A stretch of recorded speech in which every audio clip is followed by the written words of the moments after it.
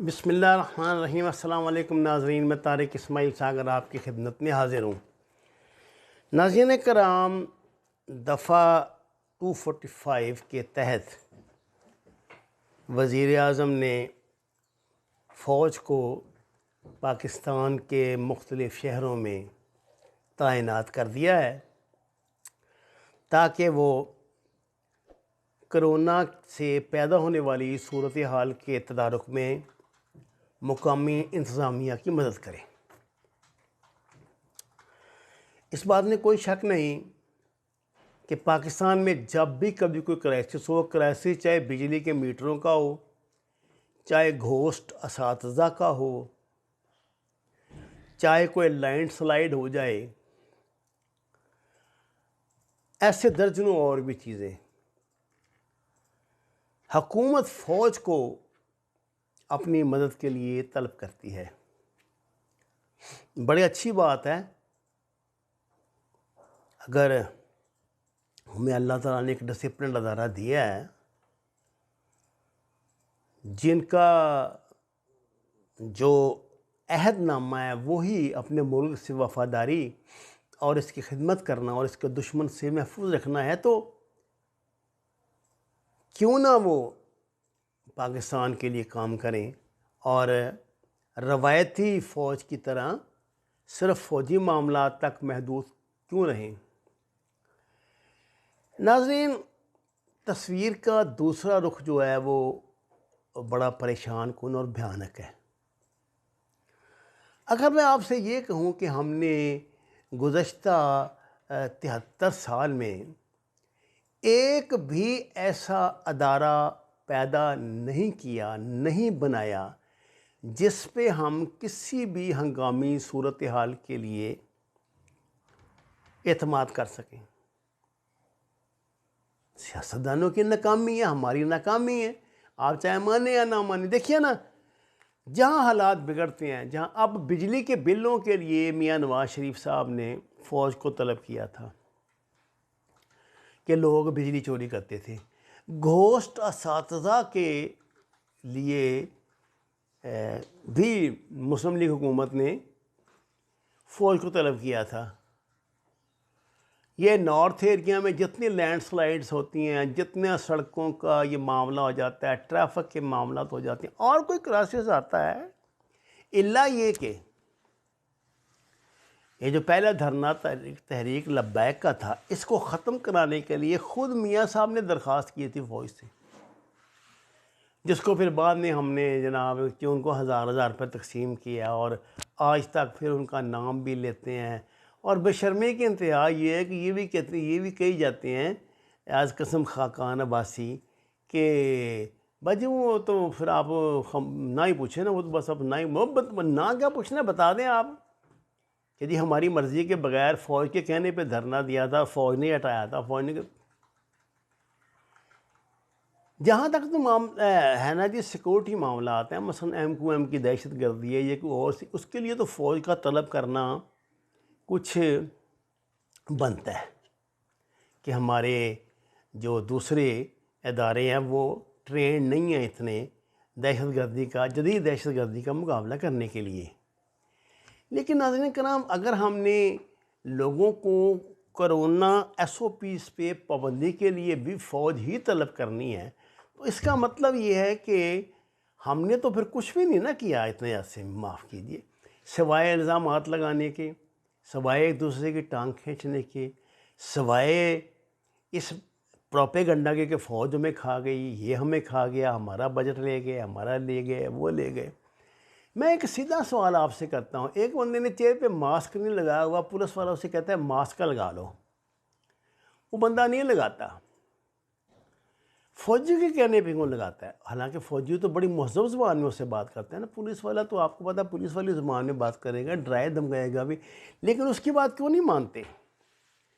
अगर आपको इस बात का पता लग जाए कि इस इलाके में फ़ौज है, आई है, तो आप क्या ट्रैफिक कानून की वायलेशन करेंगे? गुलबर्ग में अगर आप फरदोस मार्केट वाला पुल, उस जिसके दाएं तरफ गुलबर्ग है और बाएं तरफ कंटोनमेंट है, जिस तरह आप मोटरसाइकिल ये गुलबर्ग में चलाते हैं, इस तरह की कंटोनमेंट में क्यों नहीं चलाते? वहाँ हम लेन की पाबंदी क्यों करते हैं? ट्रैफिक सिग्नल क्यों नहीं तोड़ते? वहाँ तो सिपाही भी नहीं खड़े होते, कोई कुछ भी नहीं होता, कैमरा भी नहीं होता। क्या बात है आखिर? जिस रोज़ नाज़रीन किराम हमारे पास इस सवाल का जवाब आ गया, पाकिस्तान के कई मसाइल हल हो जाएंगे। अभी हम या तो इस सवाल का जवाब ढूंढना नहीं चाहते, या हम ये चाहते हैं कि हम अपने कंफर्ट जोन से बाहर नहीं निकलते, या हम ये चाहते हैं कि नहीं इसी तरह ठीक है, क्योंकि हम 2 नंबर लोग हैं। हम 2 नंबरी से इलेक्शन जीतते हैं, 2 नंबरी से जो है हम कोई ओहदा हासिल करते हैं, ओहदा हासिल करने के बाद फिर वहाँ 2 नंबरियाँ करते हैं। अब जब हम खुद ही हमारा अमल ये होगा तो हमारे जो सबॉर्डिनेट हैं या जो दूसरे लोग हैं वो क्यों कर आपकी बात पे अमल करेंगे? एक पुलिस के एएसआई ने या पुलिस के सिपाही ने अगर किसी एमपीए को उसके मुकामी टाउट के ज़रिए 2 लाख रुपए, 3 लाख रुपए या 5 लाख रुपए दे के पुलिस में नौकरी की है, हासिल की है नौकरी, तो आपका क्या ख्याल है कि वो ये पैसे पहले तो सबसे 3 गुना करके निकालेगा नहीं वहाँ से?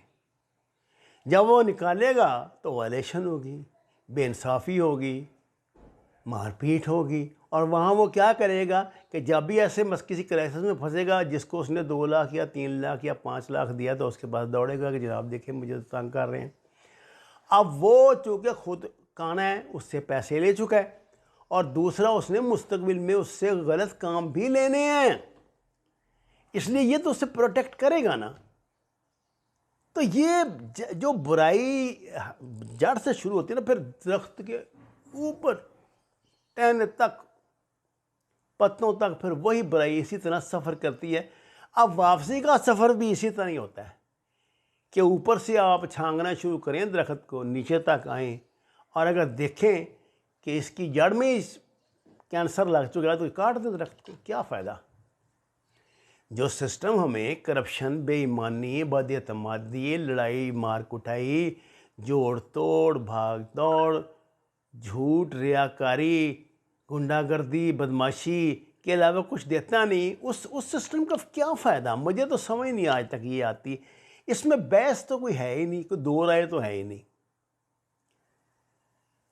क्या फ़ौज का जो आइन है उसमें ये बात लिखी हुई है कि अगर दरिया में पानी आ जाएगा तो फ़ौज ने वो जाके उसको करना है, उस दरिया को, उस सैलाब को रोकना है, वहाँ बंद बनाना है? तो फिर ये जो दर्जनों हमारे महकमे हैं, ये किस लिए? महकमा नहर है, महकमा वो जो वाटर का भी अपना होता है, फिर तवानाई का अपना होता है, फिर पता नहीं क्या क्या कुछ होता है, ये किस लिए है? फिर हम चीखते भी हैं, वो देखो जी उन्हें कर देता, वो देखो जी फौज वाले खा गया, वो देखो जी उन्हें रास्ता बंद करता, वो देखो जी। कमाल के लोग हैं यार, हम भी कमाल के लोग हैं। हम भी कोई जस्टिफाई करे ना किसी बात को। हमारा जो अपना सिस्टम है, हमारी पुलिस है, मैं कहता हूँ जो मौजूदा स्टैंडर्ड है पुलिस का, इसके 100 गुना भी बढ़ जाए ना सिंध, ना पंजाब, ना बलूचिस्तान और ना KPK कोई पुलिस से मुतमईन नहीं होगा। सवाल ही नहीं पैदा होता हो। इनफरादी मसालों की बात नहीं मैं करता, इनफरादी मसाले तो हो सकती हैं, इज्तिमाई तौर पे सवाल ही नहीं पैदा होता खुश हो। FBR है, कितनी रियायतें देता है ताजरों को, खुश हैं उससे? ये नैब एहतसाब के लिए कायम किया गया था, खुश हैं हमने नैब से, नैब की कारकर्दगी से। हाई कोर्ट मुतमईन नहीं, सुप्रीम कोर्ट मुतमईन नहीं, आपने और मैंने क्या मुतमईन होना है? और हाई कोर्ट की कारकर्दगी से आप अगर बुरा ना मनाएं, मैं तो अवामी जज्बात की तर्जमानी कर रहा हूँ ना, इस पर ये जो जस्टिस फाइज ईसा केस है, इस पर जो फैसला आया है, और फैसले से पहले की 5, 6, 10 दिन की जो कार्रवाई है वो आप अगर माइन्यूटली देख रहे हैं तो क्या आप इस फैसले से मुतमईन हैं? अपने ज़मीर को, अल्लाह को गवाह बना के अपने दिल पे हाथ रख के बताएं, क्या मुतमईन है? साजिद, ना हम अपनी अदालतों से मुतमईन, ना अपनी पुलिस से मुतमईन, ना अपने किसी और डिपार्टमेंट से, ना तालीम से, ना सेहत से, ना किसी से मुतमईन नहीं है हम। तो फिर जहाँ हमारी बेइत्मीनानी बहुत ज़्यादा बढ़ जाती है, मामला ख़राब होते हैं, वायलेशन का डर होता है, वहाँ हम फ़ौज को बुला लेते हैं और फिर कहते हैं कि जी फ़ौज हर मामले में मुदाखलत करती है, फ़ौज ये करती है, फ़ौज वो करती है। मैं जो बातें कर रहा हूँ कभी ठंडे दिल से इन्हें सोचें तो आपको बड़ी बातों की समझ आ जाएगी। ये कैंसर ज़दा निज़ाम है। ये जो जमहूरी सो कॉल्ड निज़ाम है ना, हमारा पार्लिमानी जमहूरियत, ये कैंसर ज़दा निज़ाम है।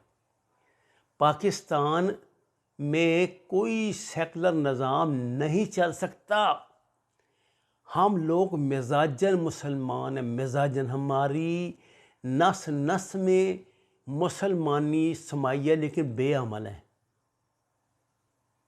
बेअमल है, आमल नहीं है। आलिम बहुत हैं, आमल नहीं है। और याद रखिए हमारी निजात भी इसी में है। जिस नज़रिए पे ये मुल्क बना है वो उसी नज़रिए को नाफज करेंगे, अल्लाह के निज़ाम को नाफज करेंगे, किसी भी शक्ल में करें। उसको आप इस्लामी जमहूरियत का नाम दे दें, उसको आप इस्लामी सदारती निज़ाम का नाम दे दें, उसको सिर्फ सदारती निज़ाम का नाम दे दें। जो पाकिस्तान की आइन के बुनियादी तकाज़े हैं, कोई हमारी आइन साजी, कानून साजी इस्लाम से बाहर नहीं होगी, कुरान से बाहर नहीं होगी, तो सारे मसाइल हल हो जाते हैं। ये तो मेरे भाई यही होगा। अगर कोरोना को रोकने के लिए, लोगों को मुंह में मास्क चढ़ाने के लिए, लोगों को SOPs अडॉप्ट करने के लिए हमने फ़ौजी बुलानी है, तो फिर हमारा अल्लाह ही हाफ़िज़ है। और मैं क्या कह सकता हूँ, मा अलैना इल्लल बलागुल मुबीन। नाज़रीन किराम, दरख्वास्त है कुरान और नमाज़ को तर्जुमे के साथ जानिए, हमारे चैनल को सब्सक्राइब करें, लाइक दें। सच के सफ़र में हमारे साथी बने। आपका बहुत शुक्रिया।